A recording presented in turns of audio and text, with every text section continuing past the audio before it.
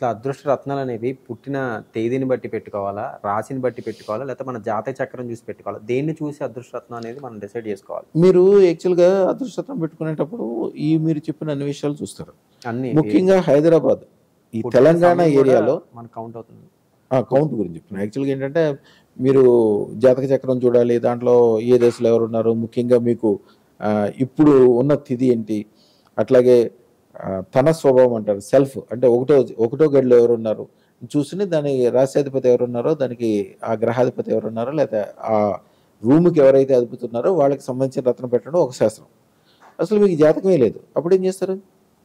మీరు జాతకం లేనంత మాత్రాన, మీరు పుట్టిన తేదీ లేనంత మాత్రాన మీరు గొప్పోళ్ళవద్దా? కార్లు కొనొద్దా? మేళ్ళ కొనొద్దా? మీ పిల్లలందరిని గొప్పోళ్ళని చేయొద్దా? హైదరాబాద్‌లో 100కి 90 మందికి జాతకం ఉండడం ఇంపాసిబుల్. ఎందుకని? ఇక్కడ ఏరియాలో అందరూ కూడా ల్యాండ్ లార్డ్స్. ల్యాండ్ లార్డ్స్ అంటే ఏంటి?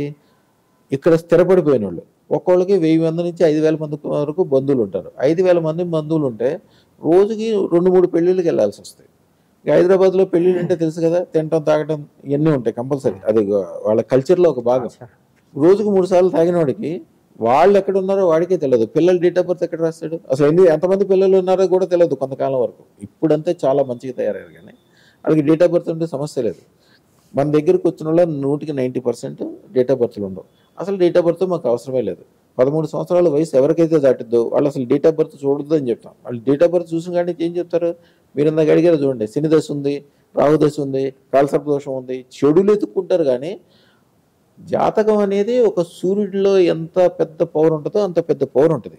దాంట్లో ఉన్న ఏదో చిన్న మచ్చను ఎతుక్కొని ఈ మచ్చనే చూస్తుంటే సూర్యుడి యొక్క వెలుగు కూడా తగ్గిపోయి మచ్చ ఒకటే కనిపిస్తుంది. అసలు 13 సంవత్సరాల వయసు దాటినోళ్ళు జాతక రత్నం పెట్టుకోవటానికి గానీ, ఏ సందర్భంలో గానీ జాతకం చూడొద్దు. ఒక విషయంలో చూడాలి. రాజులు పట్టాభిషేకం చేసేటప్పుడు చూసుకోవాలి.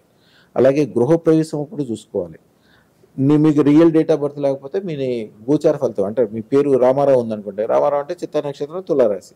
అట్లా అయినా చూసుకోవచ్చు. అంతవరకే. ఇంకా వేరే విషయాల్లో మాత్రం ఈవెన్ పెళ్ళిళ్ళకి కూడా జాతకం చూడొద్దు.